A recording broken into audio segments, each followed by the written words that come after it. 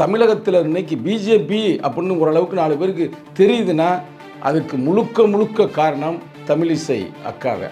அப்படிப்பட்ட அந்த பெண் மகளை என்ன பண்ணியிருக்காங்க தெரியுமில்ல? இந்த டக்கலாப்பாய் நான் சொல்லுவேன், அன்பா அவருக்கு நான் ஒரு பேர் வச்சுருக்கேன். உன் கட்சியில் உன்னை நம்பி வந்தவங்களை நீ மிரட்டுறது என்ன? பொது மேடையில் நீ இந்த பேச்சு பேசுறீங்கன்னா, இந்த மிரட்டுறேன்னா தனிப்பட்ட முறை நீங்கள் எவ்வளவு செய்வீங்க? கதவு கூட கிளாஸ் போட்டிருக்கோம் அப்படின்னு அங்கே இருக்கிற பெண்களை கேவலமாக பேசினார். பழைய வரலாறு. அப்போ என்ன உன்னை கண்ணாடிக்குள்ள என்ன பண்ண போகிறாங்க? அப்போ எவ்வளவு தப்பாக பெண்களை பற்றி பேசியிருக்கிற ஒன்று. இன்னொன்று என்ன சொன்ன, உன் கட்சியை சார்ந்த காயத்ரி ரகுராம் அவர்களை நீ துபாயில் போய் என்ன செஞ்ச அப்படின்னு பேசினீங்கள. ஐயோ, என் வாழ்க்கையிலேயே ரொம்ப மோசமான காலகட்டம் பிஜேபி இருந்ததுதான்னு அந்தாமா வெளியில் போயிடுச்சு. தொடர்ந்து உங்கள் கட்சிக்காக உழைத்தவர் சுஷ்மா ஸ்வராஜ். ஒன்றுமே இல்லை. நீ சனாதனம் என்னெல்லாம் நீங்கள் படிக்க வேணாம். அக்கா தமிழிசை அவர்களுக்கு அந்த மேடை நடந்த நிகழ்வு இருக்கு பார்த்தீங்கன்னா, அதற்கு பேர் தான் சனாதானம். தமிழகமே அக்கா தமிழிசை என்று அன்பாக அழைக்கக்கூடிய ஒரு பெரிய ஒரு பெயரை பெற்றவர். அடிச்சு சொல்றாங்க, கட்சியை தூக்கி எரிஞ்சுட்டு அவங்க முகத்தில் எரிஞ்சுட்டு வெளியில் வாங்க, உங்களை தமிழ்நாடே உங்களை வரவேற்கும். ஒருவேளை டக்கலாப்பாயின்னு சொன்னோம், நீங்கள் என்னமோ நினச்சிருக்கீங்க. வேற ஒன்றும் இல்லை. டக்கலாப்பாயின்னா சொட்டப்பாயின்னா அர்த்தம். இதுதான் இல்லைன்னு நம்ம நினச்சோம்.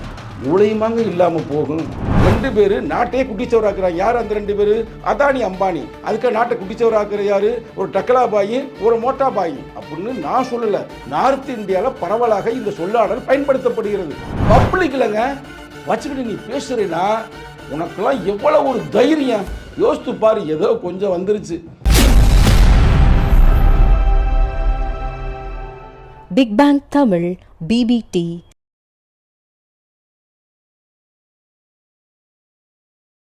பிபிடி தமிழ் நேயர்களுக்கு வணக்கம். இன்றைய அமர்வில் ஒரு முக்கியமான ஒரு நிகழ்வை பற்றி நாம் பேச இருக்கின்றோம். நீங்கள் இப்போ பார்க்கும்போதே உங்களுக்கு தெரியும், திடீர்னு நான் சிங்கிளாக உட்காரேன்னா இன்று ஒரு நிகழ்வை பற்றி, ஒரு மோசமான நிகழ்வு என்று கூட சொல்லலாம், அதை பற்றி நாம் பேச போகிறோம். நமக்கு பிஜேபிக்கு பல முரண்கள் இருக்கிறது. கருத்தியல் முரண் இருக்கிறது, களத்தில் கூட முரண் இருக்கிறது. ஆனாலும் கூட நாம் ஒரு நாகரிகம் கருதி இந்த நான் பதிவு செய்ய விரும்புகின்றேன். அந்த கட்சியில் இன்னும் சொல்லப்போனால் தமிழகத்தில் இன்னைக்கு பிஜேபி அப்படின்னு ஓரளவுக்கு 4 பேருக்கு தெரியுதுன்னா அதுக்கு முழுக்க காரணம் தமிழிசை அக்காவை. தமிழிசை சவுந்தரராஜன். அவர் டாக்டர் சவுந்தரராஜன் என்பவர் எங்களுக்கு ரொம்ப வேண்டியவர். குறிப்பாக எனக்கு நேரடியாகவே டாக்டர் ஐயா ரொம்ப நெருங்கியவர், மிகவும் பண்பானவர். அவருடைய மனைவி தான் தமிழிசை. அது உங்களுக்கு நன்றாக தெரியும். அதை விட ஒரு முக்கியமான இது என்னென்னா, குமரி ஆனந்தன் ஐயாவை பற்றி கேள்விப்பட்டிருப்பீங்க. ஒரு தலைசிறந்த பேச்சாளர். அது மட்டுமல்ல, சுதந்திரத்திற்காக பாடுபட்டவர். இன்னமும் கக்கனோடும் காமராஜரோடும் நெருங்கிய அரசியலில் களம் கன்றவர். அவ்வளோ பெரிய ஒரு மாபெரும் தலைவருடைய பொண்ணு தான் மருத்துவர் தமிழச்சின்றதை விட தமிழிசை அவர்கள். அப்படிப்பட்ட அந்த பெண் மகளை என்ன பண்ணியிருக்காங்க தெரியுமில்ல? இந்த டக்கலாப்பாய் நான் சொல்லுவேன், அன்பா அவருக்கு நான் ஒரு பேர் வச்சுருப்பேன். அந்த ஆள் மேடையில், அதுவும் பொது மேடையில் பல ஆயிரம் தொண்டர்கள் கீழே உட்காந்து பார்த்துருக்குறாங்க.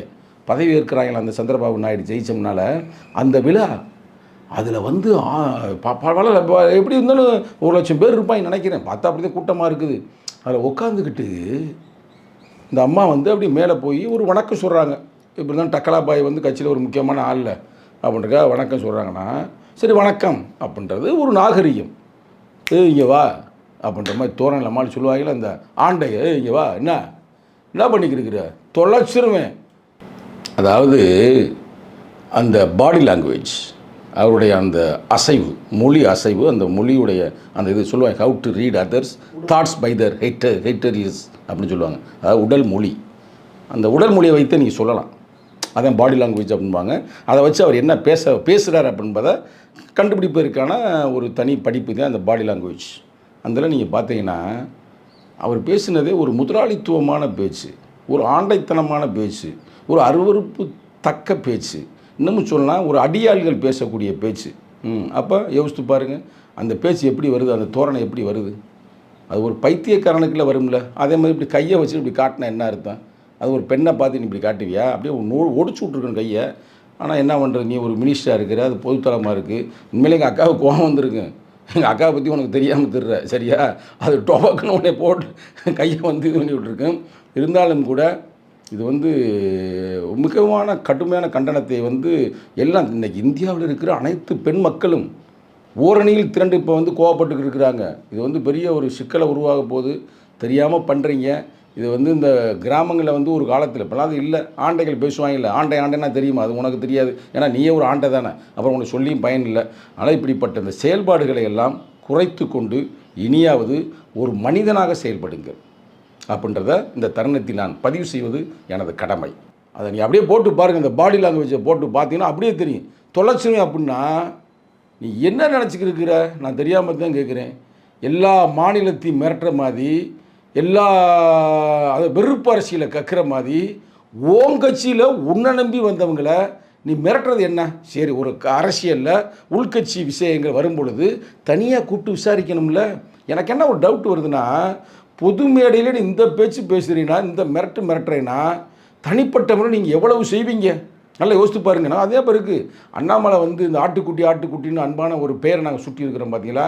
அவர் ஒரு முறை சொன்னார், இந்த நடிகைகள் அப்படி கூட சொல்ல, நடிகையும் கூட சொல்ல, இந்த பெண்கள்லாம் வரும்பொழுது நான் என்னுடைய கிளாஸ், அதாவது கண்ணாடியை பூரா திறந்து வச்சுருப்பேன், நான் கிளாஸ் போட்டு அறையில் தான் உட்காந்துருப்பேன், கதவு கூட கிளாஸ் போட்டிருப்போம் அப்படின்னு அங்கே இருக்கிற பெண்களை கேவலமாக பேசினார். வரலாறு, பழைய வரலாறு. அப்போ என்ன உன்னை கண்ணாடிக்குள்ளே வந்து என்ன பண்ண போகிறாங்க? அப்போ எவ்வளவு தப்பாக பெண்களை பற்றி பேசியிருக்கிற ஒன்று. இன்னொன்று என்ன சொன்ன, உன் கட்சியை சார்ந்த காயத்ரி ரகுராம் அவர்களை நீ வந்து துபாயில் போய் என்ன செஞ்ச அப்படின்னு பேசினீல. அப்போ உங்களுக்கு பெண்கள்னால் என்ன, ஒரு மோகப் பொருள், ஒரு இச்சை பொருள், ஒரு அடிமை பொருள் அப்படின்னு உங்கள் அது என்ன ஒன்று சொல்லுவாயில்ல, ஒரு புத்தகம் சொல்லுவாயில்ல, அந்த புத்தகத்தில் இருக்கிற மாதிரியே நீங்கள் செயல்படுறீங்களா இன்னும் நிகழ்காலத்திலேயே? சங்கி பயல்களுக்கு அறிவுன்றதே இல்லையா? ஒரு பொது இடத்துல பெண்ணை எப்படி மதிக்கணும்னு இப்போ பாருங்கள். காயத்ரி ராம் காரி உங்களை துப்பி போட்டு வெளியில் போயிடுச்சு. அதே மாதிரி இன்னொரு நடிகை கௌதமி அவங்க அந்த அம்மா ஒரு இடத்த பிடிங்கி வச்சுட்டு அந்த அம்மாவை கேவலப்படுத்தினீங்க, சிக்கல் பண்ணீங்க. ஐயோயோ, என் வாழ்க்கையிலேயே ரொம்ப மோசமான காலகட்டம் பிஜேபியில் இருந்தது தான் அந்த அம்மா வெளியில் போயிடுச்சு. அக்கா குஷ்பு இப்போ வாயே துறக்கலை, எங்கே இருக்குன்னே தெரியல. நீங்கள் அந்த அம்மாவை நீங்கள் என்ன பண்ணுறீங்க, ஏது பண்ணுறீங்கன்னே தெரியல. இப்படி பல பேர், இது நமக்கு தெரிந்தவர்கள், நம்ம சொல்கிறோம். தெரியாத ஆளு எத்தனை பேர்? ஆரம்ப காலகட்டத்தில் உங்கள் கட்சி வளர வேண்டும் என்பதற்காக தொடர்ந்து உங்கள் கட்சிக்காக உழைத்தவர் சுஷ்மா சுவராஜ். பார்த்துருப்பீங்க அந்த பெண்மகளை, பார்க்குறது கூட மிக அழகாக, ஒரு எழுத்தாளர், ஒரு கவிஞர். அவங்களை எவ்வளோ கேவலப்படுத்தினீங்க சொந்த கட்சிக்கார பெண்மகளை. அவருக்கு வாஜ்பாய்க்கு நான் இருக்கா, நாம இல்லையா? பழைய கதையெல்லாம் எடுக்கவா நான்? உண்மையிலே இந்த நேரத்தில் வந்து நான் வந்து என்ன நினைக்கிறது, எங்கள் தலைவர் அடிக்கடி சொல்லுவார், இந்த சனாதானம்னு. நிறைய பேர் கேட்பாங்க, சனாதானம்னா என்ன அப்படின்னு கேட்பாங்க. நாங்கள் சொல்லுவோம், சனாதானத்தை வேறெடுப்போம், புரட்சிகர ஜனநாயகத்தை வென்றெடுப்போம்னு. அந்த சனாதானம் என்னன்னு கேட்பாங்க. ஒன்றுமே இல்லை. நீ சனாதனம் என்னெல்லாம் நீங்கள் படிக்க வேணாம், நீ அதை பற்றி நீங்கள் வந்து டாக்டரேட் பண்ண வேணாம், ஒன்றும் செய்ய வேணாம். அந்த மேடை நடந்துச்சு பார்த்தீங்களா இன்னைக்கு, அக்கால் தமிழிசை அவர்களுக்கு அந்த மேடை நடந்த நிகழ்வு இருக்குது பார்த்தீங்களா, அதற்கு பேர் தான் சனாதானம். அதற்கு பேர் தாங்க, இதற்கு பேர் தான் சங்கித்தனம், இதற்கு பேர் தான் சண்டியர்த்தனம், இதற்கு பெயர் தான் ஜனநாயகத்துக்கு எதிர்ப்பாக செயல்படுகின்ற ஒரு மட்டரகமான ஒரு புத்தி. அப்படி தான் சொல்ல முடியும். அவங்களுடைய வரலாறு என்ன ஏங்க? ஒரு காலத்தில் வந்து பெண்மகள் வந்து ரவிக்க கட்டினாலே அதுக்கு ரவிக்கையை கட்ட விட மாட்டாங்க, அதுக்கு வரி போட்டாங்க, மாறாப்புக்கு வரி போட்டாங்க. அதெல்லாம் எதிர்த்து போராடிய ஒரு சமூகத்திலிருந்து இன்னைக்கு அந்த பெண்மகள் வந்து தலை நிமிர்ந்து நிற்கிறாள். அவள் வந்து இந்த மக்களுக்காக போராடுகிறாள். இன்னமும் சொல்லப்போனால் எங்களுக்கும் அந்த பெண்மகளுக்கும் கருத்தியல் ரீதியாக 1000 முரண்கள் இருந்தாலும் நான் மேடைக்கு மேடை நான் அவங்களை அக்கா என்று தான் நாங்கள் சொல்லுவோம். நான் மட்டுமல்ல, தமிழகமே அக்கா தமிழிசை என்று அன்பாக அழைக்கக்கூடிய ஒரு பெரிய ஒரு பெயரை பெற்றவள். அவ்வளோ பெரிய ஒரு பெண் மகளை ஏங்க ஏடிஎம்கே காரனாக இருக்கட்டும், டிஎம்கே காரனாக இருக்கட்டும், இல்லை இந்த காங்கிரஸ் காரனாக இருக்கட்டும், எல்லா கட்சிக்காரனுமே ஒரு மரியாதை செலுத்துவோங்க அவங்கள. ஏன்னா அந்த பெண்மகள் வந்து ஒரு டாக்டராக இருந்து அதை தூக்கி எறிஞ்சிட்டு தேவையில்லாமல் இந்த கட்சியில் போய் இப்படி சேர்ந்துட்டாங்களே அப்படிங்கலாம் ரொம்ப வருத்தம். என்ன பண்ணீங்க? உங்கள் கட்சி வளராத ஒரு காலகட்டத்தில் அந்த ஒரு முக்கியமான சமுதாய கட்டமைப்பில் இருக்கிற ஒரு பெண்மகளை முன்னாடி ஒரு கேடயமாக வச்சு கட்சியை வளர்த்தீங்க. இன்னமும் அதே கட்சியில் பொன்னார்னு ஒரு நல்ல மனிதனாக இருக்கிறாரு. இவங்களை மட்டுமே மையமாக வச்சு கட்சியை வளர்த்து வந்தீங்க. யாரும் மறந்துட்டாங்களா? இல்லை தெரியாது எங்களுக்கு அந்த வரலாறு. இன்னைக்கு இந்த எல்முருகனை வச்சிருக்கீங்களா, அதே மாதிரி வச்சுருங்க. கட்சியை நன்றாக வளர்த்து கொண்டு வந்தால் உடனே அந்த பெண்மணி நீங்கள் என்ன பண்ணீங்க? அங்கே அனுப்பி விட்டீங்க ஆந்திராவுக்கு. நான் கூட நினச்சேன், ரைட்டா ஆந்திராவில் போய் நல்ல ஒரு அம்மாவை ஒரு சிறப்பாக பண்ணுறான்னு. ஏன் அப்படியே அது தொடர்ந்துருக்கலாம்ல? அப்போ அங்கேருந்து என்ன பண்ணீங்க? வாங்கன்னு நீங்கள் தேர்தலில் ஒரு இடத்துல கூட டெபாசிட் வாங்க மாட்டேன்னு உலகத்துக்கே தெரியும். கொண்டாந்து அந்த அம்மாவை இங்கே கொண்டாந்து நிப்பாட்டினீங்க. இந்த நிப்பாட்டி ஜெயிக்க வச்சிங்களா? ஜெயிக்க மாட்டாங்க, அது வேறு பிரச்சனை. இப்போ வந்து என்ன பண்ணுறீங்க, கேவலப்படுத்துகிற மாதிரி மேடையில் வச்சு எந்த ஆந்திராவுக்கு அவர்கள் ஆரம்பத்தில் ஆளுநராக இருந்தாரோ அதே மக்களுக்கு முன்னால் அதே தேசத்தில் அதே ஒரு நாட்டில் நீ எப்படி கேவலப்படுத்துறீங்க? அதே மாநிலத்தில் கேவலப்படுத்துறீங்க. இது அயோக்கியத்தனம் இல்லையா? உண்மையிலே சொல்கிறேன், இந்த தருணத்தில் வெறுப்பு இல்லாமல் சொல்கிறேன். நீங்கள் உண்மையான ஒரு தமிழ் பால் கொடுத்து வளர்ந்திருப்பது உண்மை என்றால், அதுவும் குமரி ஆனந்தனின் பெண்மகள் என்பது உண்மை என்றால், இந்த சமுதாயத்திற்காக தொடர்ந்து ஒரு போராடிய ஒரு மாபெரும் சமுதாய கட்டமைப்பிலிருந்து உருவானது உண்மை என்றால், நான் அடித்து சொல்கிறேன், அந்த கட்சியை தூக்கி எரிஞ்சுவிட்டு அவன் முகத்தில் எரிஞ்சு விட்டு வெளியில் வாங்க. உங்களை தமிழ்நாடு உங்களை வரவேற்கும். இதுதான் சரியான தருணம். தமிழர்கள் என்றால் யார் என்பதை காட்டணும். எங்கள் தலைவர் சொல்லுவாருங்க, தலையங்கத்தில் சொல்லுவார், அதெல்லாம் டக்கலா பைத்தேன்னு சொல்கிறேன். அதாவது ஒரு பொதுவான இடத்துல பேசும்போது ரொம்ப ஒரு தன்மையோடு பேசணும். உரிய இடமறிந்து உரையாடல் வேண்டும்.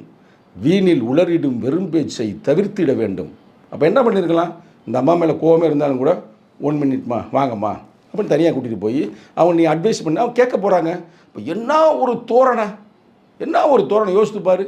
அப்படியே உட்காந்துட்டு என்ன செட்டப் பண்ணுற அப்படின்னா என்ன அர்த்தம்? பக்குவமாய் உரையாடும் பண்புகள் வளர்ப்போம், யாரையும் பழிக்கும் இழிக்கும் பழக்கம் தவிர்ப்போம் அப்படின்றத நான் டக்கலாபாய்க்கு சொல்கிறேன். ஒருவேளை டக்கலாபாய்ன்னு சொன்னோம் நீங்கள் என்னமோ நினச்சிருக்கீங்க, வேறு ஒன்றும் இல்லை. டக்கலாபாய்னா சொட்டப்பாயின்னா அர்த்தம். அதை நான் உங்களுக்கு சொல்கிறேன், தப்பாக இல்லை. அவர் டோட்டல் சொட்டையாக இருக்கிறார்ல, முடிதான் இல்லைன்னு நம்ம நினச்சேன், மூளையுமாங்க இல்லாமல் போகும். அதுக்காக சொன்னேன், நீ ஒன்றும் தப்பாக எடுத்துட வேணாம். அவருக்கு நமக்கு என்ன முரண் இருக்குது, இது கூட என்னோடய சொந்த கருத்து இல்லை.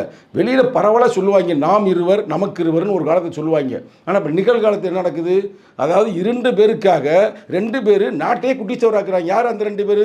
அதானி அம்பானி. அதுக்காக நாட்டை குட்டிச்சவராக்குற யார்? ஒரு டக்கலாபாயி ஒரு மோட்டாபாயி அப்படின்னு நான் சொல்லலை. நார்த் இந்தியாவில் பரவலாக இந்த சொல்லாடல் பயன்படுத்தப்படுகிறது.